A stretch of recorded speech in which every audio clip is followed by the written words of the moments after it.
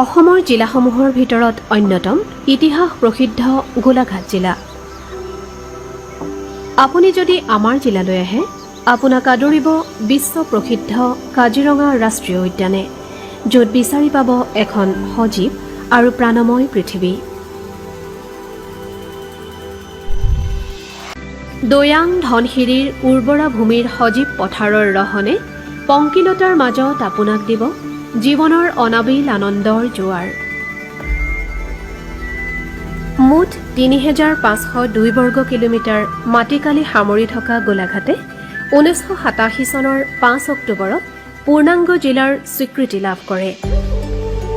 উত্তৰে ব্ৰহ্মপুত্ৰৰ বুদিধাৰ, দক্ষিণে নাগালেণ্ড, পূবে যোৰহাট আৰু পশ্চিমে অসমৰ দুই অন্যতম বৃহৎ জিলা নগাঁও আৰু কাৰ্বি আংলঙে আগুৰি আছে গোলাঘাট জিলা।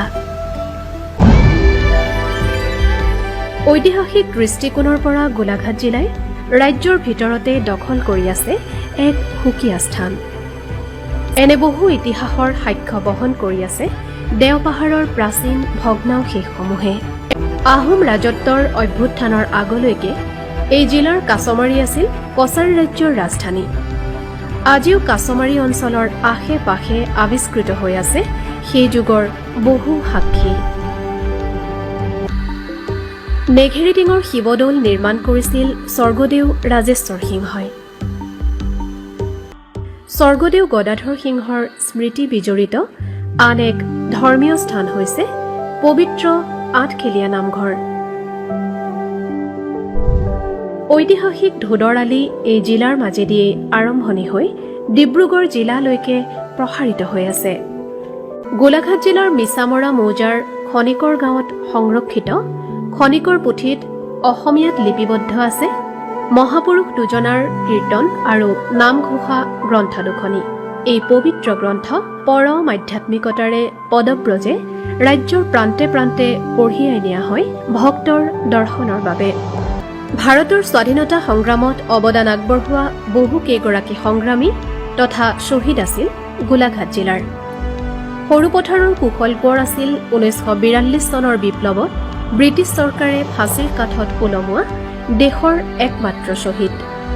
মহামানৱ মহাত্মা গান্ধীৰো গোলাঘাটলৈ আগমন ঘটিছিল ১৯৩৪ চনৰ ১৫ এপ্ৰিলত। গান্ধীজীয়ে যি স্থানত বহি বক্তৃতা দিছিল সেই স্থান আজিও সংৰক্ষিত হৈ আছে গোলাঘাট নগৰৰ মাজমজিয়াত। বিভিন্ন জাতি জনগোষ্ঠীৰ লোকেৰে সমৃদ্ধ গোলাঘাট জিলা বাৰেবৰণীয়া সংস্কৃতিৰ মিলনভূমি। মিচিং, বড়ো, কছাৰী, চুতীয়া, আহোম, মণিপুৰী, নেপালী তথা চাহ জনগোষ্ঠীয় লোকসকলে স্বকীয় বৈশিষ্ট্যৰে একতাৰ মাজেৰে বাস কৰি আহিছে এইখন গোলাঘাট জিলাত। গোলাঘাট জিলাত আছে কেইবাখনো আগশাৰীৰ বিদ্যালয়। গুণগত মানৰ শিক্ষাৰ প্ৰসাৰত এইসমূহ শিক্ষানুষ্ঠানৰ আছে বিশেষ কৃতিত্ব।